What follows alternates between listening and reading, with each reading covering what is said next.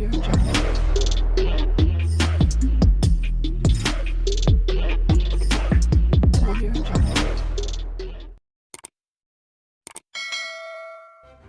kasih karena memilih channel ini. Sebelum kita mulakan video ini, sila pertimbangkan untuk menekan butang like, share, dan subscribe, dan aktifkan butang lonceng Anda agar Anda sentiasa mendapat info-info percuma pada setiap hari dari channel kami. Dan tinggalkan komen Anda karena komen Anda amatlah dihargai.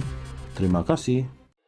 Ahli Parlimen Pengerang, Azalina Othman Said akhirnya meletakkan jawatan sebagai penasihat undang-undang dan hak asasi manusia kepada Perdana Menteri. Dilaporkan beliau telah menghantar surat peletakan jawatannya pada 29 Ogos lalu, yaitu 2 hari selepas menyampaikan ucapan di Majlis Taklimat Khas UMNO di WTC KL pada 27 Ogos. Dalam majlis yang diadakan susulan pemenjaraan Najib Razak itu, Azalina secara terbuka mengkritik dan mengajar Perdana Menteri berhubung keperluan menukar peguam negara. Beliau berkata sesiapa sahaja yang menjadi Perdana Menteri perlu melantik daripada orang dia sebagai peguam negara untuk memudahkan segala urusan.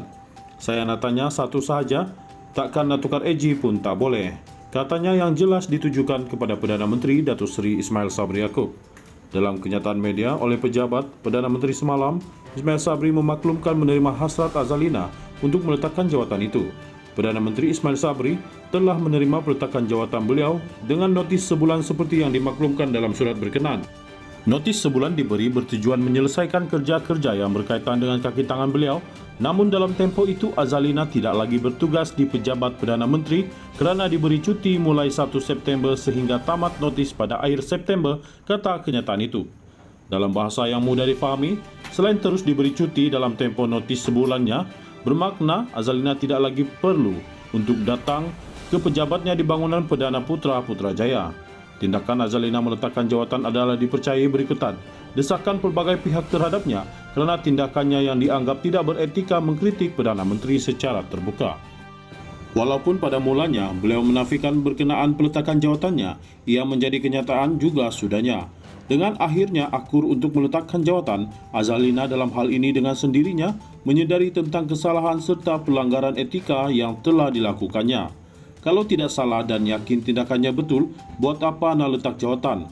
Malah bagi kebanyakan orang dalam UMNO sendiri, mereka sepatutnya mengatakan Azalina perlu meletak jawatan lebih awal lagi sebelum mahu mengkritik Perdana Menteri secara terbuka.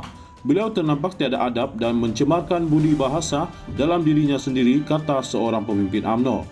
Begitupun Azalina yang sebelum ini berjawatan penasihat khas di pejabat Perdana Menteri dan boleh dikira tergolong dalam kelompok kluster Putrajaya melalui kritikannya kepada Perdana Menteri dan disusuli meletak jawatan, beliau secara langsung telah mencampakkan dirinya sebagai penyokong kluster Mahkamah UMNO.